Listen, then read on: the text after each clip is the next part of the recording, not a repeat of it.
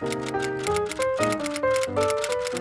guys, welcome back to my channel. In today's video, I'm going to be going through the differences between listening to audiobooks on Spotify and listening to them on Audible, and which one is more worth your time. So I've got a little list on my phone and I've made a little pros and cons list of both Audible and Spotify, because I know that it's very tricky sometimes to compare services to see which one is better value for your money, which one's more convenient, just basically which one is more tailored to your needs. So I'm going to go through the positives and the negatives of both and give you a little bit of a conclusion. Starting off with your monthly allowance.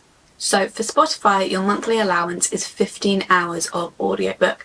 Now this can be spread across any amount of books. You could listen to literally 1 hour from 15 different audiobooks and that would still be fine. I'd say like a 350 page typical book is probably going to be about 12 hours. And this doesn't change if you speed up the book. It doesn't then count how many hours you've listened for. It counts how many hours that book goes on for in general speed. So unfortunately you can't cheat the system that way, but yeah, you get 15 hours, so that could technically be one book and a little bit of another one. Whereas on Audible, your monthly allowance is 1 credit a month, which means that you can buy one book with that 1 credit that you get given. And this book can obviously be any length. I think most of the time if a book is quite long, like significantly long, then it gets separated into 2 parts, and then that one part will be 1 credit and the second part you'll have to have another credit. You're not necessarily going to be able to listen to like a 20-hour audiobook for 1 credit. They're both very similar in the amount that you get allowed.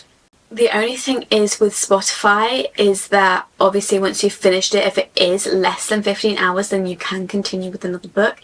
However, that can be kind of annoying because then you'll only get 3 hours of another book, and if you're nowhere near your hours refreshing, then you'll be listening to the first 3 hours of a book and you'll have to wait until your payment gets taken out again for the hours to then refresh. It's much easier to see how long you'll have left to listen because it's literally just the length of the book is how long you have left to listen, whereas Spotify can just cut off after a chapter and be like, you're done. The next thing we have is the amount of money that you get charged a month. Spotify obviously has multiple different things in their platform and it is $11.99. Before audiobooks, I do believe it was $10.99, and since audiobooks it has gone up £1. This is in pounds, by the way. I live in the UK, but I think it's relatively similar in dollars. Whereas Audible, it can cost either $7.99 a month or $8.99 a month, depending on what plan you choose. So yeah, Audible is slightly cheaper, but obviously you get less with Audible. Next we have how many titles you get. So with Spotify, there is a lot of titles where they're just simply not on there.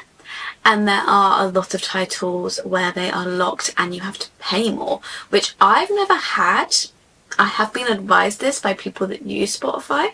Forgive me if it is wrong, but I have been told that there are ones that are locked and you have to pay more for, which is very sneaky of them. Whereas with Audible, basically any audiobook that is published publicly will be on Audible.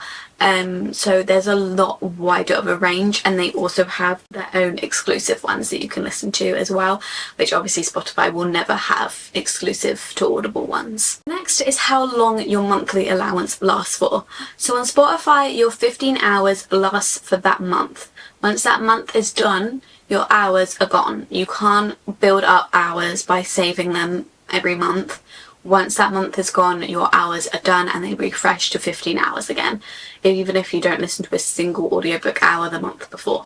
On Audible, your credits expire after a year, so you can build up credits every month, and then end up after 5 months you could have 5 credits. Next is how long you own a book. So on Spotify, you never actually own the book. You listen to it, you finish it, and then if you ever want to come back to it and reread it, that would then take down your hours again.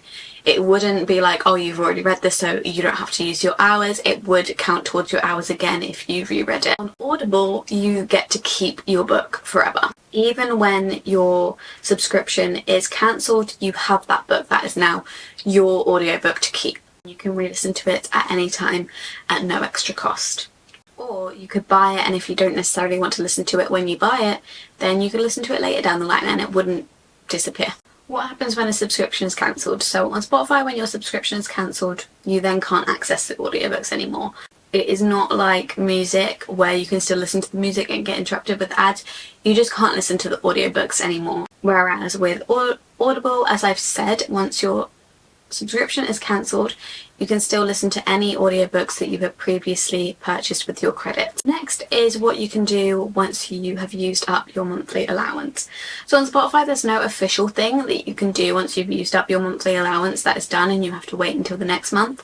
But one positive of Spotify, which is not a reliable one, and never tell anyone that I told you this, but there are podcasts that are uploaded by people which are actually an audiobook, and it doesn't count towards your audiobook hours. So a lot of the time, if you just look up the book that you want to read and you scroll for a bit, you'll be able to find it uploaded by someone for free, and it doesn't count towards any credit. That is obviously not reliable. They are probably going to crack down a lot more on it.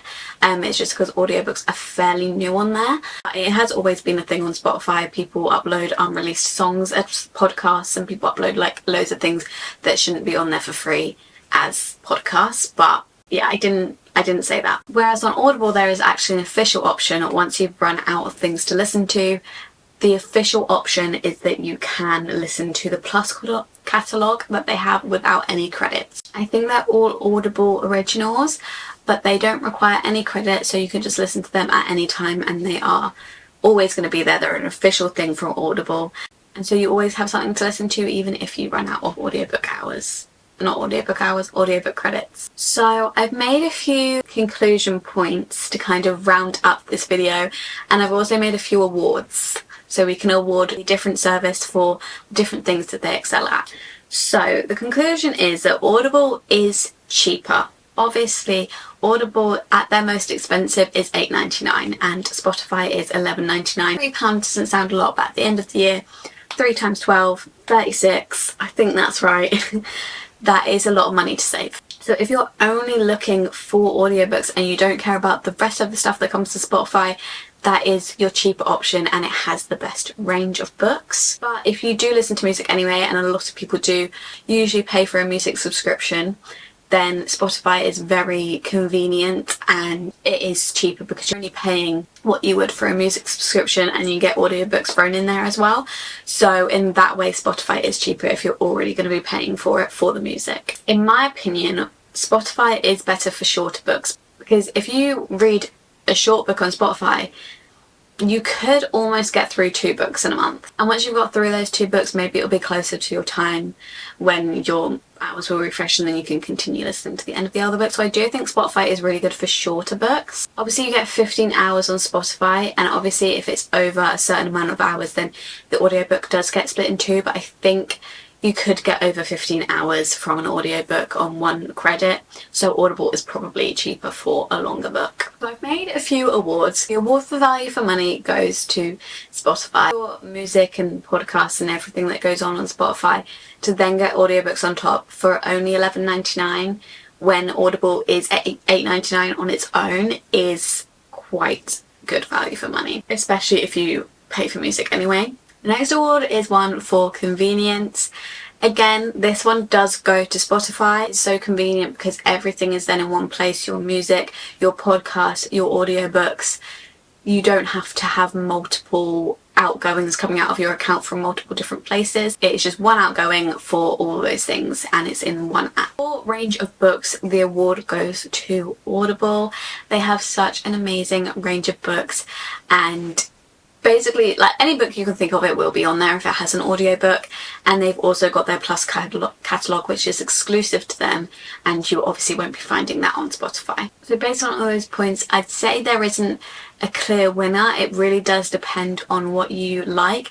Personally, I prefer Spotify just because I listen to music all the time anyway, and so it is kind of cheaper for me to just have it on one subscription rather than buy Audible and still pay for Spotify for music. But I do recognise that Audible is much better for the range that you get given. But yeah, it just really does depend on your lifestyle choices, but I hope that this has helped you make the decision a little bit better and kind of given you more of a rundown of the differences between the two, and from those differences you can better draw your own conclusion of what one would suit you the best, because it does get really confusing out there with all these new and exciting different apps that keep coming out with different things, and who knows, maybe there'll be a better one out there someday that has it all. But for now, I think these two are the best contenders. If you enjoyed this video, if it helped you at all, please give this a thumbs up. If you want to, you can subscribe down below and turn the bell on and you'll be notified every time I upload. I upload every Sunday and they're always book videos. If you want to, you can follow my social medias at _libraryofeden on both TikTok and Instagram.